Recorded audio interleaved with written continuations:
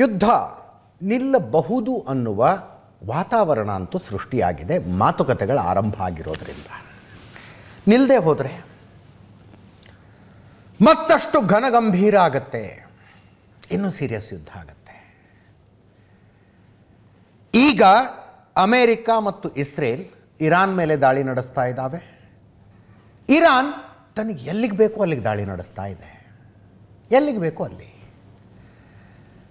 ಅವ್ರಿಗೆ ಕೊಡೋದಕ್ಕೆ ಒಂದೊಂದು ಜಸ್ಟಿಫಿಕೇಶನ್ ಇದ್ದಾವೆ. ಅಲ್ಲೆಲ್ಲೋ ಸೈಪ್ರಸ್ನಲ್ಲಿ ಒಂದು ವಿಮಾನ ಟೇಕ್ ಆಫ್ ಮಾಡಿ ನಮ್ಮ ಮೇಲೆ ದಾಳಿ ಮಾಡಿದೆ, ನೀವು ಅಮೇರಿಕಾದ ವಿಮಾನಕ್ಕೆ ಜಾಗ ಕೊಟ್ಟಿದ್ದೀರಿ, ನಿಮ್ಮ ಮೇಲೆ ಹೊಡಿತೀವಿ ಅಂತಾರೆ. ಅಜರ್ಬೈಜಾನ್ ಮೇಲೆ ದಾಳಿ ಮಾಡಿದ್ರು ಅವರು, ಅದಕ್ಕೊಂದು ಏನೋ ಕಾರಣ ಕೊಟ್ಟರು.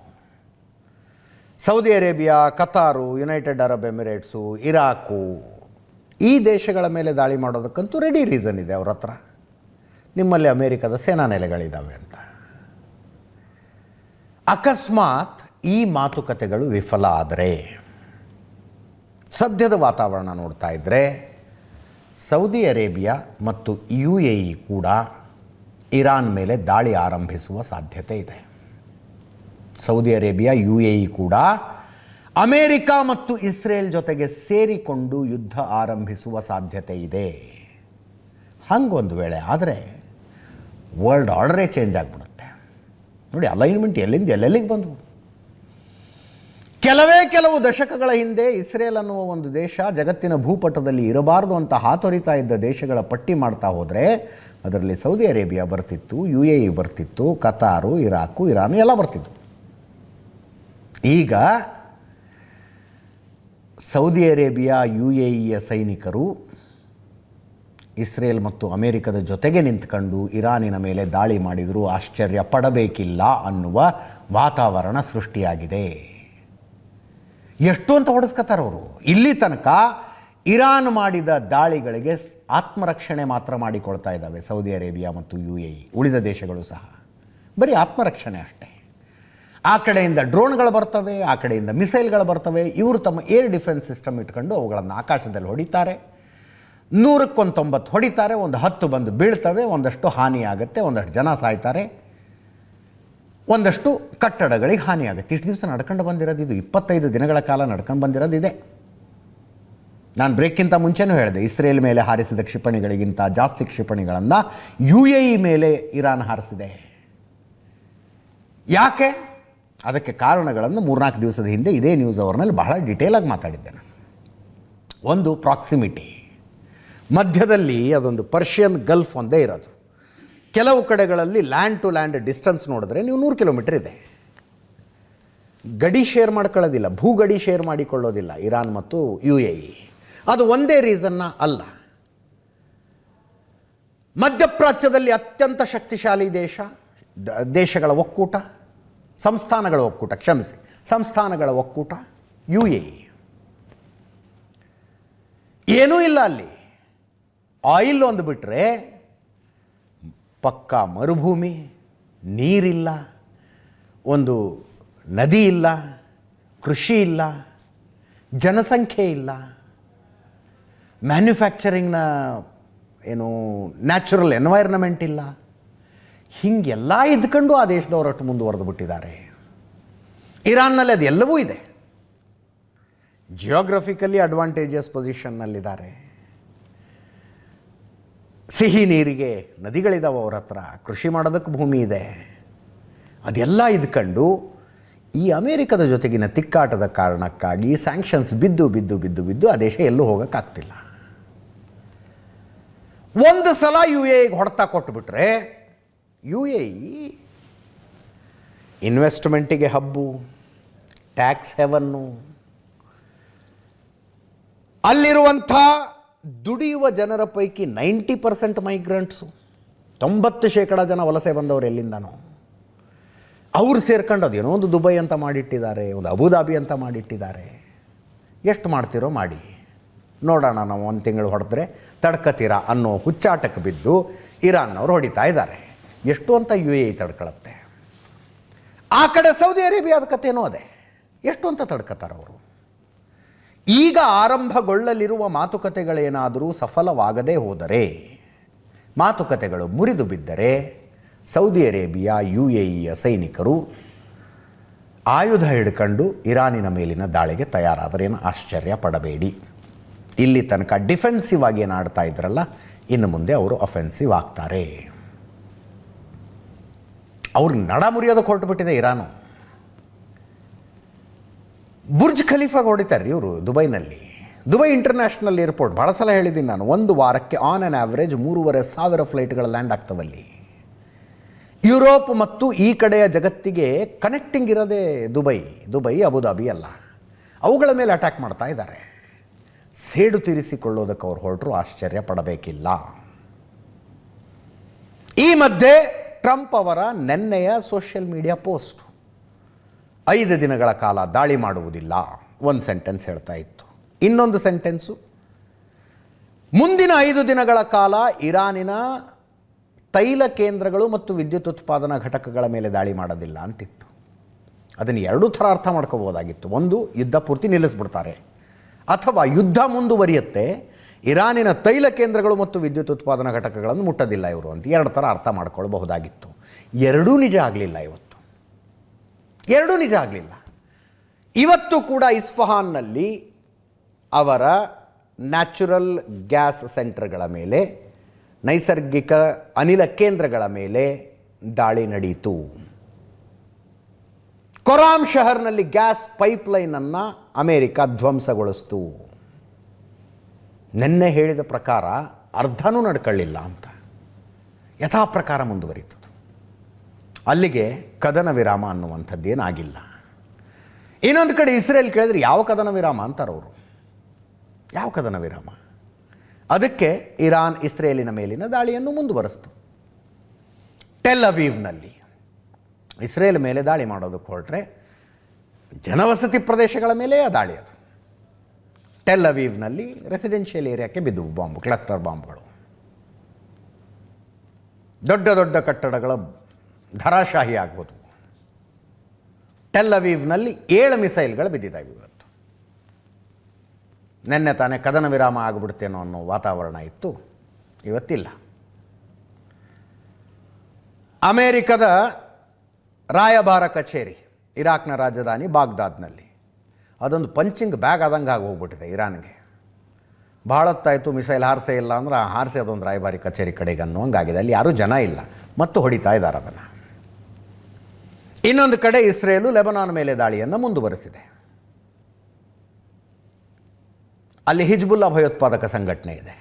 ಹಿಜ್ಬುಲ್ಲಾದವರು ಇವತ್ತು ಇಸ್ರೇಲ್ ಕಡೆ ದಾಳಿ ನಡೆಸಿದ್ರು.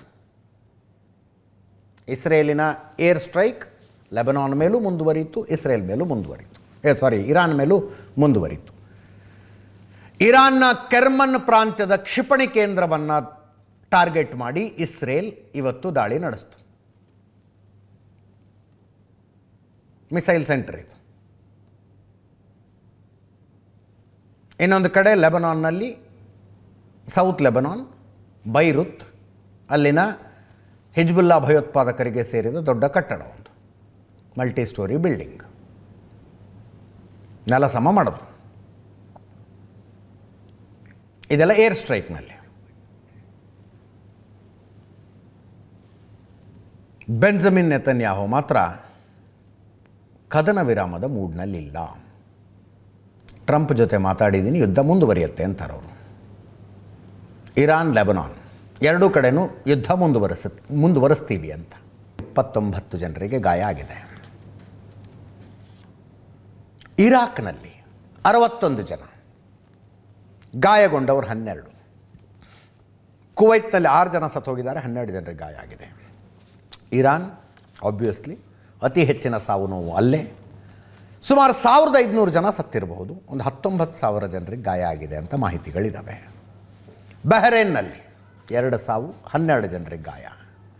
ಕತಾರ್ನಲ್ಲಿ ಸಾವುಗಳಾಗಿಲ್ಲ, 16 ಜನರಿಗೆ ಗಾಯ ಆಗಿದೆ. UAEನಲ್ಲಿ 8 ಸಾವು, 161 ಜನರಿಗೆ ಗಾಯ. ಒಮನ್ನಲ್ಲಿ 3 ಸಾವು, 15 ಜನರಿಗೆ ಗಾಯ. ಸಾವು ನೋವಿನ ಲೆಕ್ಕ ಇದು.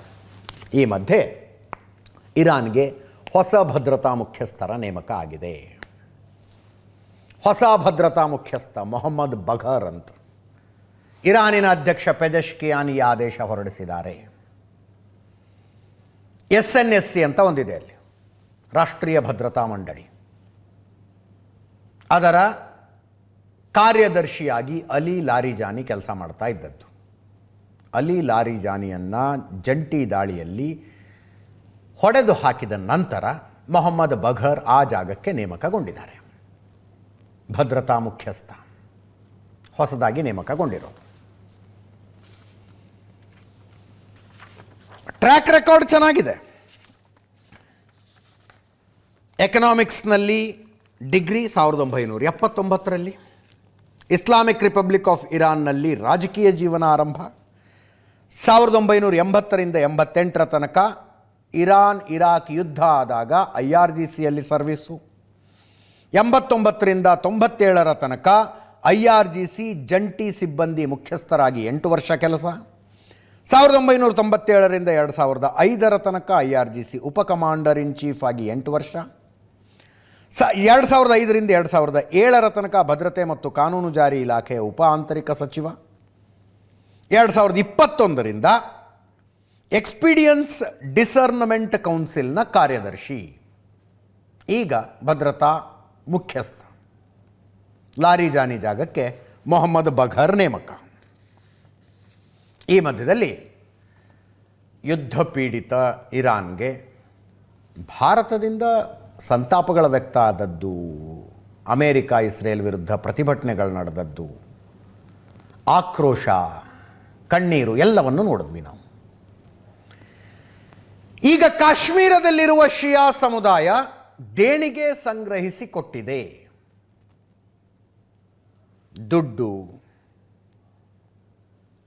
ಬೆಳ್ಳಿ, ಬಂಗಾರ, ಪಾತ್ರೆ, ಪಗಡೆ. ನೋಡಿ, ಯಾರೊಬ್ಬರು ಕುರಿಮರಿನೂ ಕೊಟ್ಟಿದ್ದಾರಂತ. ಕಾಶ್ಮೀರದಲ್ಲಿ ದೇಣಿಗೆ ಸಂಗ್ರಹ ಮಾಡಲಾಯಿತು ಇರಾನಿಗೆ ಕೊಡೋದಕ್ಕೆ. ಅಲ್ಲೊಂದು ಶಿಯಾ ಯುವಕರ ಗುಂಪು ಮನೆ ಮನೆಗೆ ಹೋಗಿ ಸಂಗ್ರಹಿಸಿದೆ. ನೋಡಿ, ಅಲ್ಲಿ ಇಯರ್ ರಿಂಗ್ಸ್ ಎಲ್ಲ ನೋಡ್ತಾ ಇದ್ದೀರಿ, ಬಂಗಾರದ್ದು. ಆಯ್ತು, ಸಂಗ್ರಹ ಮಾಡಿದ್ರು, ಇರಾನಿಗೆ ಹೆಂಗೆ ತಲುಪಿಸ್ತಾರೆ ಈಗ ಪ್ರಶ್ನೆ ಬರುತ್ತೆ. ತಗೊಂಬಂದು ದೆಹಲಿಯಲ್ಲಿ ಇರಾನಿನ ರಾಯಭಾರ ಕಚೇರಿಗೆ ಕೊಟ್ಟಿದ್ದಾರೆ. ಇರಾನ್ ರಾಯಭಾರ ಕಚೇರಿಗೆ ಇರಾನ್ ರಾಯಭಾರ ಕಚೇರಿ ಥ್ಯಾಂಕ್ಸ್ ನೋಟು ರಿಲೀಸ್ ಮಾಡಿದೆ. ಇರಾನ್ ಜೊತೆಗೆ ನಿಂತಿದ್ದಕ್ಕೆ ಕಾಶ್ಮೀರಿ ಜನರಿಗೆ ಧನ್ಯವಾದ, ನಿಮ್ಮ ದಯೆಯನ್ನು ಯಾವತ್ತಿಗೂ ಮರೆಯುವುದಿಲ್ಲ ಅಂತ. ಇಷ್ಟು ಕಟ್ಕೊಂಡು ಯುದ್ಧದಲ್ಲಿ ಏನೂ ಆಗಬೇಕಾಗಿಲ್ಲ. ಬಟ್ ಇಟ್ ಈಸ್ ಏನು ಶೋಯಿಂಗ್ ಆಫ್ ಸಪೋರ್ಟ್. ಈ ರೀತಿಯೂ ಬೆಂಬಲ ವ್ಯಕ್ತಪಡಿಸ್ತಾ ಇದ್ದೀವಿ ಅಂತ ಬೆಂಬಲ ವ್ಯಕ್ತಪಡಿಸುವ ರೀತಿ.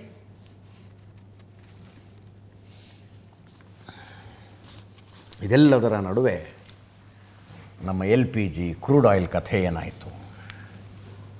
ಹಾರ್ಮುಜ್ ಜಲಸಂಧಿಯಿಂದ ಮತ್ತೆ 2 ಹಡಗುಗಳು ಭಾರತದ ಕಡೆ ಹೊರಟಿದ್ದಾವೆ LPG ತಗೊಂಡು.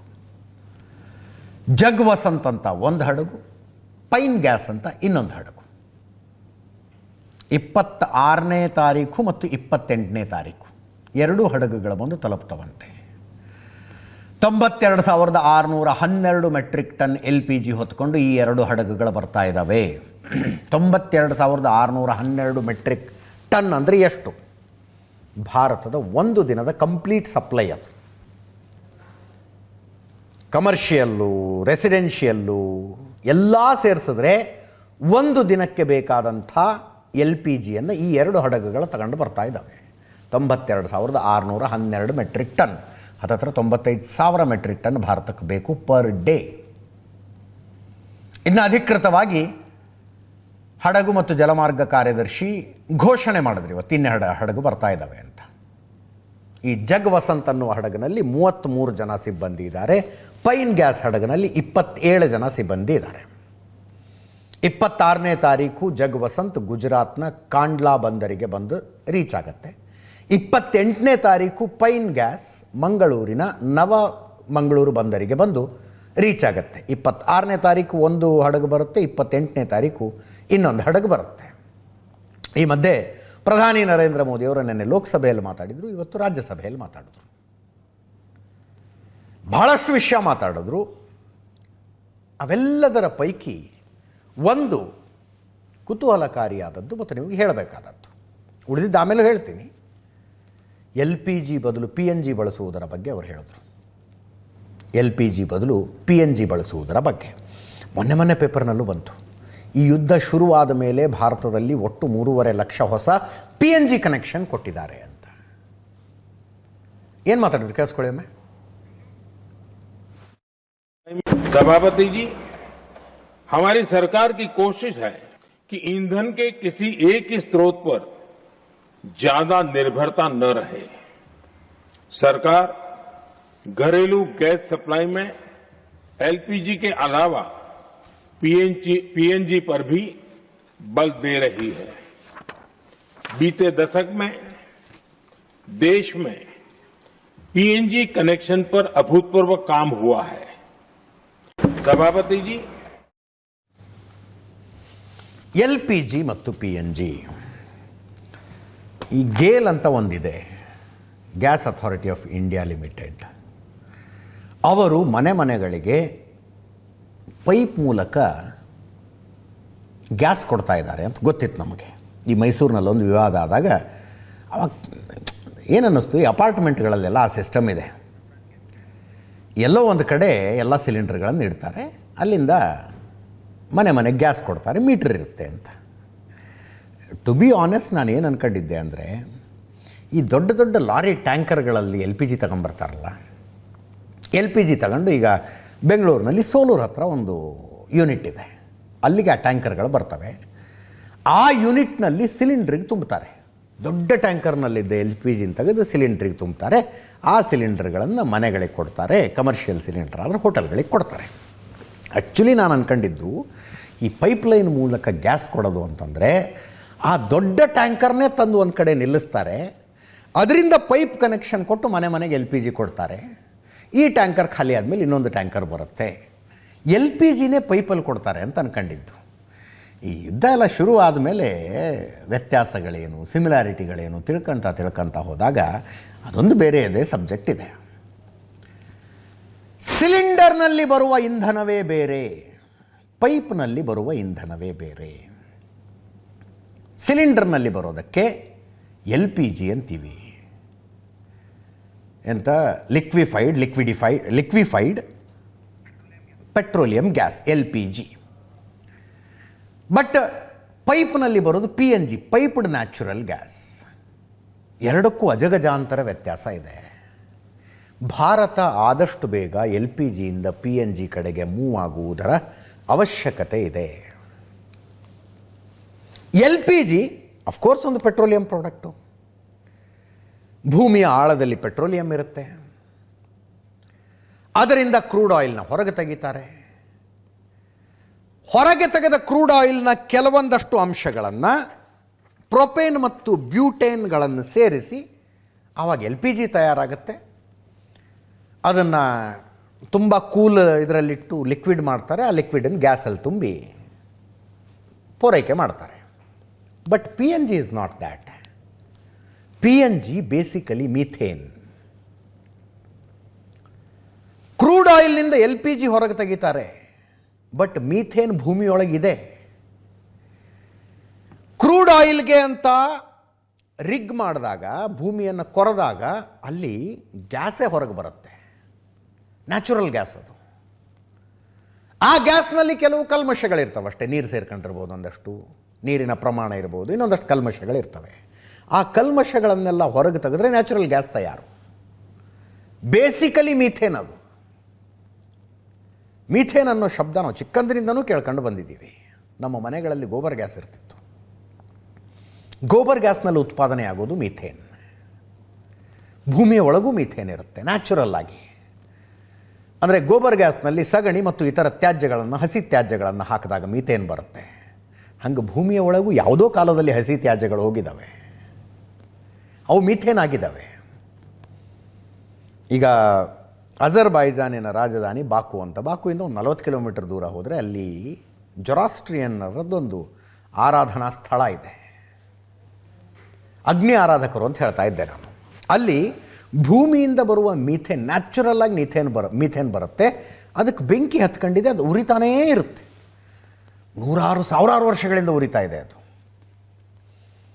ಹಾಗೆ ಉರಿತಾ ಇರುವ ಮೀಥೇನನ್ನು ಬೆಂಕಿ ಆರಿಸಿ ಅದರಿಂದ ಗ್ಯಾಸನ್ನು ತೆಗೆದು ಪೈಪ್ ಮೂಲಕ ಮನೆ ಮನೆಗೆ ಕೊಟ್ಟು ಅಡುಗೆ ಮಾಡ್ಕೊಳ್ಳಿ ಅಂತ ಹೇಳದೆ PNG. That is PNG.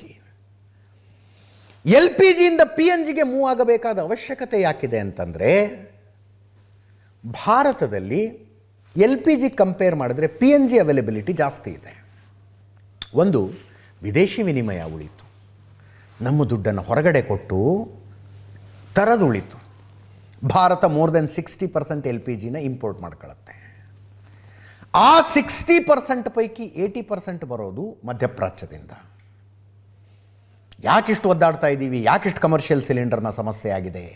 Hormuz ಜಲಸಂಧಿ ಬಂದಾಗಿದೆ, ಎಲ್ಲಿಂದ ಬರಬೇಕು LPG? ಬಟ್ LPGಗೆ ಕಂಪೇರ್ ಮಾಡಿದ್ರೆ PNGಯ ಅವೈಲಬಿಲಿಟಿ ಭಾರತದಲ್ಲಿ ಜಾಸ್ತಿ. ಇಂಪೋರ್ಟ್ ಮಾಡ್ಕೋತೀವಿ, ಇಲ್ಲ ಅಂತಲ್ಲ, ಬಟ್ ಪ್ರಮಾಣ ಕಡಿಮೆ. LPG ತುಂಬ ಕಂಡೆನ್ಸ್ ಮಾಡಿ ಸಿಲಿಂಡರ್ನಲ್ಲಿ ತುಂಬಿರ್ತಾರೆ. PNGಗೂ ಮತ್ತು LPGಗೂ ಹೋಲಿಸಿದ್ರೆ PNGಯ 1000 ಪಟ್ಟು ಹೆಚ್ಚು ಕಂಡೆನ್ಸ್ ಆಗಿ ಸಿಲಿಂಡರ್ ಒಳಗೆ LPG ಇರುತ್ತೆ. ಆ ಕಾರಣಕ್ಕೆ LPGಯಿಂದ ಸಿಲಿಂಡರ್ನಿಂದ ಅಪಾಯನೂ ಜಾಸ್ತಿ. PNGಲಿ ಹಾಗಾಗೋದಿಲ್ಲ. That's a very light weight gas. ಅದು ಅಕಸ್ಮಾತ್ ಲೀಕ್ ಆದರೆ ಸುಮ್ಮನೆ ಆಕಾಶ ಕಡೆ ಹೋಗ್ಬಿಡುತ್ತೆ. ಬಟ್ LPG ತನ್ನ ಭಾರದ ಕಾರಣಕ್ಕಾಗಿ ಕೆಳಗೇ ಇರುತ್ತದು. PNG ಸಪ್ಲೈನಲ್ಲಿ ಒಂದು ಲಾಭ ಏನಂದರೆ, ಲೀಕೇಜ್ ಆದರೆ ಆಟೋಮೆಟಿಕ್ ಪೈಪ್ ತಾನೇ ಬಂದಾಗ್ಬಿಡುತ್ತೆ. LPGಲಿ ಹಂಗಾಗೋದಿಲ್ಲ. ಯಾರನ್ನೋ ಕರೆಸ್ಬೇಕು, ನಾವು ಕರೆಸಿ ಬಂದ್ ಮಾಡಬೇಕು. ಈ ಎಲ್ಲ ಲೆಕ್ಕಾಚಾರದಲ್ಲಿ LPGಗಿಂತಲೂ PNG ಸೇಫ್. ಪ್ರೊಡಕ್ಷನ್ ಕಾಸ್ಟ್ ಕಡಿಮೆ ಇರುತ್ತೆ. ಅದರ ಜೊತೆಗೆ ಈಗ ಸೋಲಾರ್ನಲ್ಲಿ ಸೂರ್ಯಘರ್ ಅಂತೆಲ್ಲ ಯೋಜನೆಗಳಿದ್ದಾವೆ. ನಿಮ್ಮ ಟೆರೇಸ್ ಮೇಲೆ ನೀವು ಸೋಲಾರ್ ಹಾಕಿಸ್ಕೊತೀರಿ, ನಿಮ್ಮ ಮನೆಗೆ ಎಷ್ಟು ಬೇಕೋ ಬಳಸ್ಕೊತೀರಿ, ಹೆಚ್ಚಾಗಿದ್ದನ್ನು ಗ್ರಿಡ್ಡಿಗೆ ಕೊಡ್ತೀರಿ, ನಿಮಗೆ ಕಡಿಮೆ ಆದ ಗ್ರಿಡ್ನಿಂದ ವಾಪಸ್ ತಗೊಳ್ತೀರಿ. ಮುಂದೊಂದು ದಿನ ಅದೇ ಸಿಸ್ಟಮ್ ಇದಕ್ಕೂ ಬರುತ್ತೆ. ಬಯೋಗ್ಯಾಸ್ ಉತ್ಪಾದನೆ ಮಾಡಿ ನಾವು ಗ್ರಿಡ್ಡಿಗೆ ಕೊಡಬಹುದು. ಬಯೋಗ್ಯಾಸ್ ಉತ್ಪಾದನೆ ಮಾಡಿ ನಮ್ಮ ಗ್ಯಾಸ್ ಪ್ಲ್ಯಾಂಟ್ಗಳಿರ್ತವೆ ಹಳ್ಳಿಗಳಲ್ಲಿ, 4-5 ದನ ಕಟ್ಕೊಂಡಂಥವ್ರು ಗ್ಯಾಸ್ ಪ್ಲ್ಯಾಂಟ್ ಮಾಡ್ಕೊಂಡಿರ್ತಾರೆ. ಅದನ್ನು PNGಯ ಗ್ರಿಡ್ಡಿಗೆ ಕನೆಕ್ಟ್ ಮಾಡಿದ್ರೆ ನಮ್ಮಲ್ಲಿ ಎಕ್ಸಸ್ ಪ್ರೊಡಕ್ಷನ್ ಆದಾಗ ಅಲ್ಲಿಗೆ ಕೊಡ್ಬೋದು, ನಮ್ಮಲ್ಲಿ ಕಡಿಮೆ ಆದಾಗ ಅಲ್ಲಿಂದ ತಗೊಳ್ಬೋದು. ಇದನ್ನು ಬಯೋಗ್ಯಾಸ್ ಅಂತೀವಿ. ಅದು ಪೈಪ್ಡ್ ನ್ಯಾಚುರಲ್ ಗ್ಯಾಸ್. ಹೆಂಗೆ ಪೆಟ್ರೋಲಿಯಂನಲ್ಲಿ ಎಥೆನಾಲ್ ಮಿಶ್ರಣ 90%, ಈಗ 20% ಎಥನಾಲ್ ಮಿಶ್ರಣ ಏನಾಗ್ತಾ ಇದೆಯಲ್ಲ, ಆದಷ್ಟು ಬೇಗ ಭಾರತದಲ್ಲಿ PNG ಜೊತೆ ಬಯೋಗ್ಯಾಸ್ನ ಮಿಶ್ರಣ ಶುರುವಾಗುತ್ತೆ. ಆದಷ್ಟು ಬೇಗ ಶುರುವಾಗುತ್ತದು. ಆವಾಗ ಈ ಹಸಿ ಕಸ ಏನು ಮಾಡೋದು ಅಂತ ಬೆಂಗಳೂರಿನಲ್ಲಿ ಓದಾಡ್ತಾರಲ್ಲ, ಅದಕ್ಕೆ ತುಂಬ ದೊಡ್ಡ ಕಮರ್ಷಿಯಲ್ ವ್ಯಾಲ್ಯೂ ಬರುತ್ತೆ. ಯಾಕಂದರೆ PNG ಜೊತೆ ಬಯೋಗ್ಯಾಸ್ನ ಬ್ಲೆಂಡಿಂಗ್ ಶುರು ಮಾಡೋದಕ್ಕೆ ಸಾಧ್ಯತೆಗಳು ತುಂಬ ಇದ್ದಾವೆ.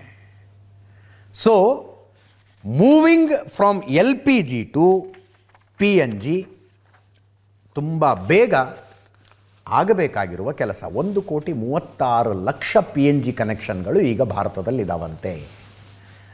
ನೆನ್ನೆನೋ ಮೊನ್ನೆನೋ ಪೇಪರ್ನಲ್ಲಿ ಓದ್ತಾ ಇದ್ದೆ, ಯುದ್ಧ ಶುರುವಾದ ನಂತರ 3,50,000 PNG ಕನೆಕ್ಷನ್ಗಳನ್ನು ಭಾರತದಲ್ಲಿ ಕೊಡಲಾಗಿದೆ. ಇನ್ನೊಂದೇನೋ ದುಡ್ಡಿನ ಲೆಕ್ಕಾಚಾರದಲ್ಲಿ ಹೇಳ್ತಾ ಇದ್ರು, ಕಮರ್ಷಿಯಲ್ ಈಗ ಹೋಟೆಲ್ ಗಿಟಲ್ನವರೆಲ್ಲ PNG ತಗೊಂಡ್ಬಿಟ್ರೆ ಹೆಚ್ಚಿಗೆ ಲಾಭ ಆಗುತ್ತೆ, ಮನೆಗಳಿಗೆ LPGಗಿಂತ ಸ್ವಲ್ಪ ಕಾಸ್ಟ್ಲಿ ಆಗಬಹುದು ಅಂತ. ಈಗ ಶುರುವಾಗಿರೋದು, ಬರ್ತಾ ಬರ್ತಾ ಟೆಕ್ನಾಲಜಿ ಇಂಪ್ರೂವ್ ಆಗುತ್ತೆ. Let's see. ಇನ್ನು ಇವತ್ತು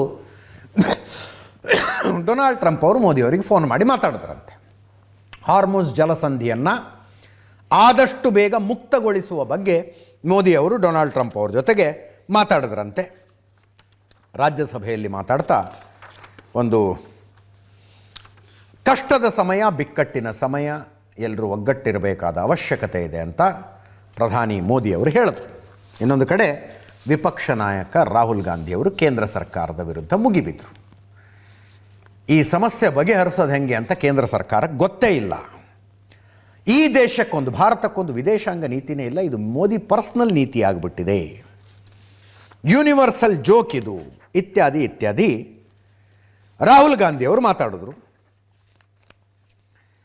ನಾಳೆ ಸರ್ವಪಕ್ಷ ಸಭೆ ಕರೆದಿದ್ದಾರೆ. ರಾಹುಲ್ ಗಾಂಧಿಯವರು ಹೋಗಲಿಕ್ಕಿಲ್ಲ ಅಂತ ಒಂದು ಸುದ್ದಿ ಇದೆ. ರಾಹುಲ್ ಗಾಂಧಿಯವರು ಹೋಗಲ್ಲಂತೆ. ಕೇರಳ ಪ್ರವಾಸದಲ್ಲಿ ಇರ್ತಾರೆ ರಾಹುಲ್ ಗಾಂಧಿಯವರು. ಸರ್ವಪಕ್ಷ ಸಭೆ ಕರೆಯಲಾಗಿದೆ, ವಿಪಕ್ಷ ನಾಯಕರು ಅದಕ್ಕೆ ಹೋಗ್ತಾ ಇಲ್ಲ. ಇನ್ನೊಂದು ಕಡೆ ಕರ್ನಾಟಕದಲ್ಲಿ ಅಲ್ಲಲ್ಲಿ ಪೆಟ್ರೋಲು ಡೀಸೆಲ್ಲು ಕಡಿಮೆ ಆಗ್ತಾ ಇದೆ, ಇಲ್ಲ ಪೆಟ್ರೋಲ್ ಬಂಕ್ಗಳಲ್ಲಿ ಖಾಲಿಯಾಗಿದೆ, ಸಪ್ಲೈ ಇಲ್ಲ ಅನ್ನೋ ಬೋರ್ಡ್ಗಳು ಕಾಣಿಸೋದಕ್ಕೆ ಶುರುವಾಗಿದ್ದಾವೆ. ಆ್ಯಕ್ಚುಲಿ ಹೇಳ್ತಾ ಇದ್ದೀವಿ, ಪೆಟ್ರೋಲು ಡೀಸೆಲ್ಲಿಗೆ ಕೊರತೆ ಇಲ್ಲ. ಪ್ಯಾನಿಕ್ ಬೈಯಿಂಗ್ ಮಾಡ್ತಾ ಇರುವ ಕಾರಣಕ್ಕಾಗಿ ಆಗ್ತಾ ಇರೋ ಸಮಸ್ಯೆ ಇದು. ಬ್ಯಾರಲ್ನಲ್ಲಿ ತುಂಬ್ಕೊಂಡು ಹೋದ್ವಿ, ಏನೂ ಇಲ್ಲ, ವಾಟರ್ ಕ್ಯಾನಲ್ಲಿ ತುಂಬ್ಕೊಂಡು ಹೋದ್ವಿ, ಆ ಕಾರಣಕ್ಕಾಗಿರುವ ಸಮಸ್ಯೆ. ನಾವಾಗಲೇ ತಂದುಕೊಳ್ತಾ ಇರುವ ಸಮಸ್ಯೆ ಇದು. ನಾವಾಗಲೇ ತಂದುಕೊಳ್ತಾ ಇರೋ ಸಮಸ್ಯೆ. ನೋಡಿ, ಇಲ್ಲಿ ಪೆಟ್ರೋಲ್ ಸಲುವಾಗಿ ಬಡದಾಡ್ಕೊತಾ ಇದ್ದಾರೆ. ಕಮರ್ಷಿಯಲ್ ಸಿಲಿಂಡರ್ ಕೂಡ ಏನೋ ದಿನಕ್ಕೆ 10,000 ಸಿಲಿಂಡರ್ ಬರೋದಕ್ಕೆ ಶುರುವಾಗಿದ್ದಾವ್ರಿ ವಾಪಸ್ಸು. ಏನು ಅಧ್ವಾನಪ್ಪ. ಇದರೊಂದಿಗೆ ಇವತ್ತಿನ ನ್ಯೂಸ್ ಅವರು ಮುಗಿಸ್ತಾ ಇದ್ದೀವಿ. ನೇರ ದಿಟ್ಟ ನಿರಂತರ ಸುದ್ದಿಗಾಗಿ ನೋಡ್ತಾ ಇರಿ ಏಷ್ಯಾನೆಟ್ ಸುವರ್ಣ ನ್ಯೂಸ್.